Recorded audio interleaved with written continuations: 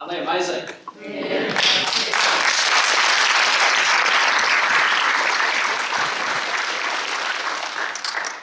I kind of feel like a proud parent. Yeah. Well done, guys. Really, really well done. And look how nicely they've scrubbed up. I need to make that point because they look like you at the moment, but they're actually not like you. And I say that kind of half jokingly but half serious, that this world, of academia and learning progressions and this language that we use when we talk about stuff, that's our trade.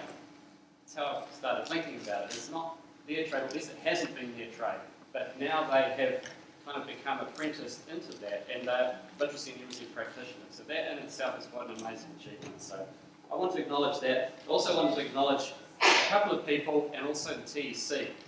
Thanks, Aroha and the TEC, for making this opportunity available a couple of years ago. Corrections had been on their agenda. We were able to have the opportunity. It's now kind of self-sustaining. So thank you very much for that. I also just wanted to say thanks to my team, which is Janet Hogan, Rodney Young, Damon Witten. Very capable, very professional. It's a privilege to work with you guys. And this work is possible because of the work that those people do with ALEC. So just wanted to make that point as well. Finish with this. I started drawing these little cartoons. And this one for me illustrates where these guys are at now, which is our goal with the NCAL. We want to shift people from just embedding literacy and numeracy in stealth mode to doing it deliberately and explicitly. So sometimes I talk about the fact that it's not on your radar versus actually now it is on their radar. So I'll leave you with that. Pass you back over to Rachel. Thanks very much. Thank you, Graeme. Thank you, guys. Awesome job. You did scrub up terribly well. Just to finish off, I'm just really moved by what these guys are doing. It's just awesome. I just want to share a little bit about kind of where we're heading.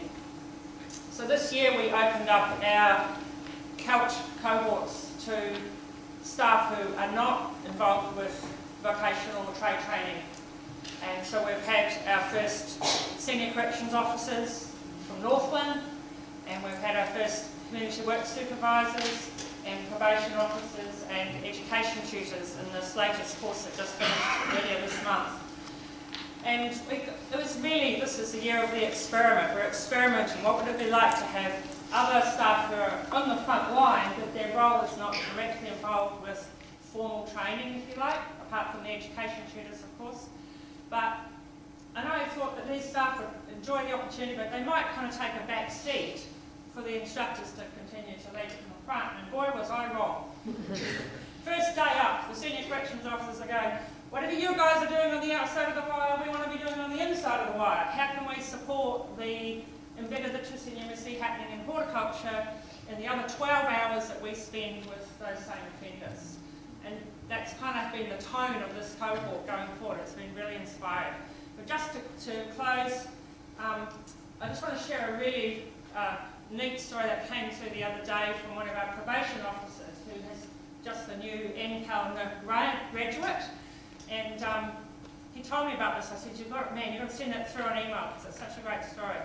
So they're doing a little program that's going to go nationwide called the Jobs Club up at Waitemata Probation Office, where they're bringing offenders in and preparing them to be able to go out and seek and get employment, right? And part of that, they're now using the assessment tool to assess their literacy and numeracy needs. This is all from the NCAL training. And they had this offender come in. She was been with the Justice Service since 1984, in and out of trouble, really. And sat her down and she did this assessment, and it was clear she had some quite low levels of literacy. And they sat down and talked to her and said, well, how's this been? And she said, I've been always embarrassed, that I couldn't read well and I couldn't write, and felt that it really was a real barrier to doing much with my life. I've always had this dream of having my own small business, but could never see myself doing a course because of the reading and writing involved. And turns out she's also a matriarch of a very large extended family. So someone with considerable community or family, whānau influence, if you like. And they said, well, if we could help you improve your reading and writing, would it make a difference? And she said yes. So they referred her to a local specialist literacy provider, and she started on doing that, and she's now sees her way clear to be able to go on and do this small business course. And they had their graduation the other week of this Jobs Club cohort, and along she brought her son and her grandson. And they had the graduation ceremony, and afterwards her probation officer asked her, so what's changed in your life since you've been doing this Jobs Club program? And she said, well, I used to be known as the granny criminal in my family. And she said, now I'm known as a granny who's doing something with her life. And I think that that is no better example of the difference that the right support and intervention in literacy numeracy at the right time can make, not only for one individual, but for a whole whānau. So I just wanted to leave you with that, and really thank all of those here today who do what you do, because you make that possible for what I get to do, and what my team and Graeme with his team get to do and make a difference to some of our most challenged movers in New Zealand. So thank you very much. Absolutely delighted to have the opportunity to do this, and I'm not going to talk for very long, but I want to split it up in 3 ways. And what I want to, can you hear me? Yes. So I want to first of all thank Arnie and Richie and Kushla. I want to pick out 2 things. First of all, it's a huge thing for them to come along and address an audience like this. I think the most experienced of us find it difficult, and you did fantastically. So thank you very much for that. And the second thing I want to say is it's just fantastic to have the voice of people here who are doing it. And so I'm really...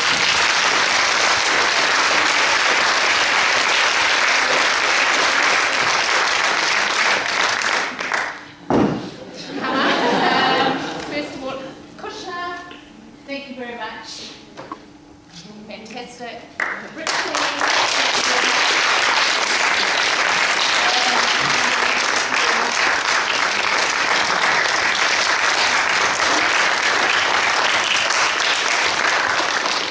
And next I want to thank Graeme for his role in this session and for his delivery about the NCALNE qualification.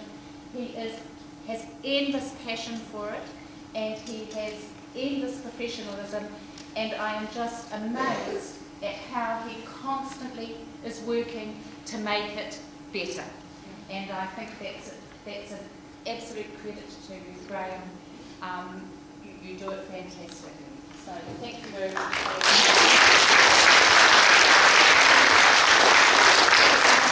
Rachel, and I think what I want to say about Rachel is that I have to just acknowledge Sean O'Brien, who was her boss for a couple of years, and or more than that maybe, but has left.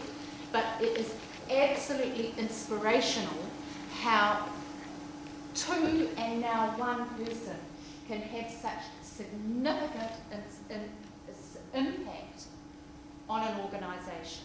And Rachel, along with Sean in the beginning, has virtually single-handedly led to this embedding of literacy and numeracy in the Department of Corrections. And as you've heard, she has just said, she hasn't been happy for it to operate just inside the wire, and she's now spreading her tentacles out into offenders outside the wire. And it is inspirational, the impact you can have on the organisation, Rachel. So I think we should put our hands together.